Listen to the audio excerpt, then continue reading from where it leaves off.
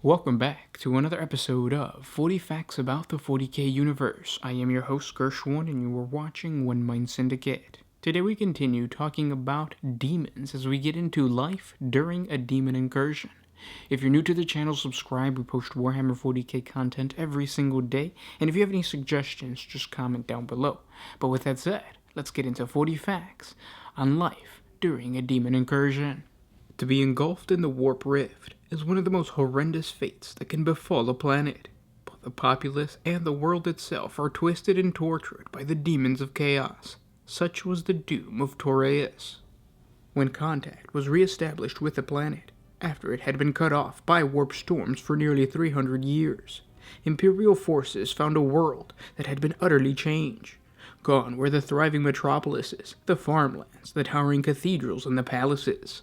In their place stretched warp devastation, great fissures filled with bones that filled the landscape, brass towers stretching into the storm-filled skies, huge mutant beasts hunting through the dark forests of petrified trees.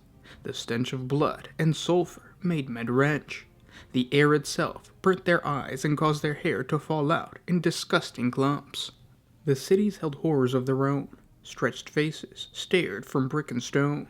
Maze-like alleyways were filled with haunting whispers. The walls were burnt with shadows of men, women, and children, which silently withered in hunchback and clawed-fingered agony. The sewers, heaved with monstrous rats, and fountains of slime and gore burst through the cracked pavements and roads. Once golden domes were slicked with filth. Crows with blood-matted feather and glowing red eyes nested under buildings dripping with thick ichor. Statues of Imperial commanders and saints that had sprouted horns and wings and seemed to change position when not looked at. The chill night brought its own terrors, as the boiling storm clouds parted to reveal a purple moon upon which leered a grinning fanged mouth. Skeletal bats, as large as thunderbolt fighters, swooped through the sick-hued skies. The stars danced and whirled around each other, tracing foul runes with their glittering trails. Bestial howls echoed from the hillsides, and the empty streets reverberated to the crunching of teeth gnawing upon bones. Archaeal diviners of the Adeptus Astra Telepathica arrived to investigate what had become of the planet and the 3 billion souls that had lived there. As soon as they reached the surface, the Psychers were overwhelmed by the residual chaos tainting of the planet.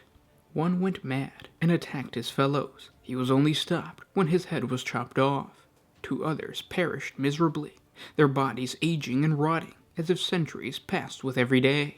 The remaining 3 were driven insane over the following days as they were assailed by visions of what had befallen the world. To this day, Inquisitors pore over the transcripts of the Archaeal Diviners' lunatic ravings and sobbing moans, trying to glean as much knowledge as possible on the foul spawns of the warp. The demonic attack was heralded by a week of strange omens. In the temple of the Emperor Sanctified, blood dripped from the claws of the golden eagles above the altar. Astropaths vomited blood and wailed of a great ring of fire burning in the heavens.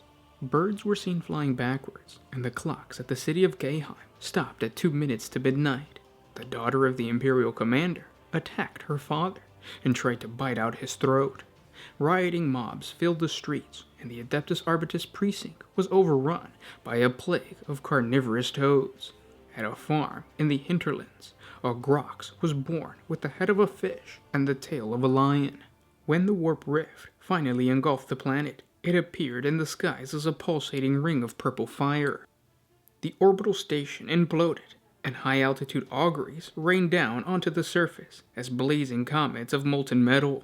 Fires engulfed the forest, their flames rising high in the air, and crackling minions of Tzeentch came from the magical inferno. A pool of shadow swallowed the town of Kleist Hallows, as pustulant servants of Nurgle and seductive demons of Slaanesh pulled themselves from the shimmering, oily depths. All across the Doom world, portals opened and a host of demons poured forth. The soldiers of the planet fought vainly against the rampaging hordes. War raged on the flanks of Torreus' highest volcano, Mount Magathon, as the legions of the Bloodthirster butchered 50,000 Imperial servants. Great skull-like caves burst from the rocky ground, and from their maws, rivers of lava poured down onto the beleaguered defenders of the planet. An army of bloodletters heaped the skulls of the slain into burning fissures, and crimson smog filled the skies. Twisted spires of bone, created in the shape of dismembered corpses, towered over the volcano's summit. Fire and blood engulfed the plains around the mountain, turning farms and towns into gore-drenched cinder. The bloodthirster surveyed his dominion. He sat upon a brass throne that drifted within the roaring flames at the volcano's peak. The palaces of the Imperial commander were besieged by hosts of pink horrors, screamers, demonettes, and plague-bearers, all led by the demon prince of Tzeentch. The commander's personal guard retreated their lord to the inner sanctum of the palace of Ruminos, but physical defenses were no proof against their demonic foes. Monstrous juggernauts appeared in the midst of the defenders, trampling and goring with bloody abandon, while the bloodletters, riding upon their backs, wantonly hacked and slashed at everything within reach.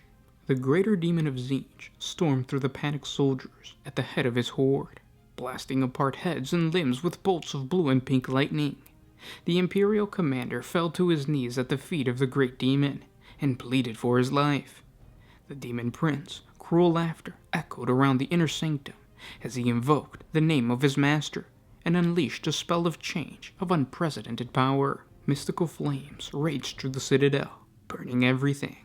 From the ashes rose great shards of crystal and jagged mirrors that reflected the warped landscape of the realm of chaos. Two twin columns of fire rose into the sky, echoes of the towers of Helix that flanked the doorways of Tzeentch's library, their flames flickering with the screaming souls of the damned. Between their flaming pinnacles burned a golden sun, which blinded every mortal that looked upon it. All of the planet bent and twisted to the insane whims of the demonic conquerors. Vast mountains of skulls dwarfed the highlands. The city of Churubis drowned in lakes of blood, and then rose from the depths, its inhabitants choking and covered in gore, only to be drowned again and again. The cruel laughter of demonettes could be heard across the plains of Antares, as they hunted thousands of humans from the backs of serpentine mounts. Weeping mortals were caged in bars of smoldering brass and brought out one at a time to be hacked apart by leering bloodletters. The tallyman of Nurgle, Epidemius, rounded up millions of refugees and had them incarcerated within a great wall of flesh. Here he set to cataloging each and every blemish, spot, boil, and pox upon them, before feeding them to a pack of slobbering beasts of Nurgle. And then the warp rift began to falter. Sensing that their grip of this world was beginning to weaken, the demons unleashed ever more heinous acts of corruption and depravity. They set to slaughtering every creature they could find, distilling down their essence in immense soul furnaces that blotted out the sun and swathed the world in pitch blackness.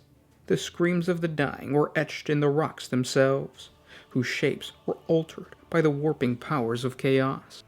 Eventually the rift closed, and the demons vanished, leaving a world changed beyond comprehension. There was nothing left of the planet as it had been known, and in a rare moment of mercy, the planet was virus-bombed to remove any vestige of life that might have survived such heinous torment.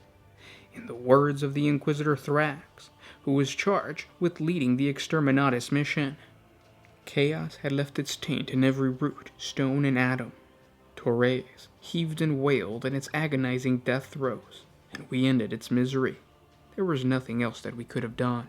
And those were 40 facts on life during a demon incursion.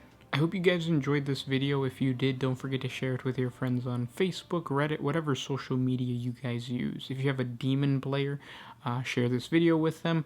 Or if you have somebody who is really into lore building, share this video with them, and they can get inspiration from this demon incursion. This is coming straight from GW, so this is from the Chaos Demon Codex. I can't remember what edition it is. It's either going to be 3rd, 4th, or 5th. And as you can tell, or as obvious as it is, chaos incursions are just horrible for humanity.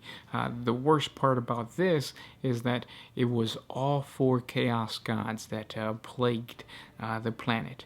And by the look of it, there were some pretty hardcore demons that actually entered the world. You had the Demon of Khorne, you have the Tallyman of Nurgle, and then you had Tzeentch, the Greater Demon of Tzeentch.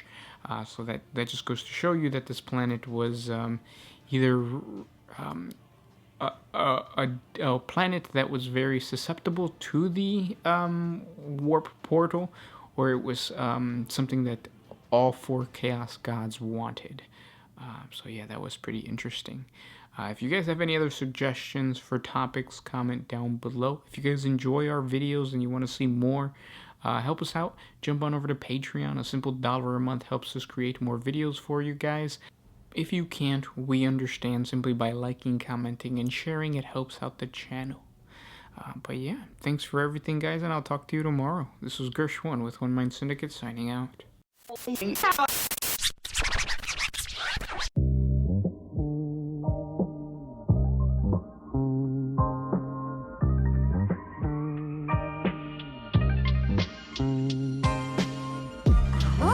used to put my freedom first in any situation.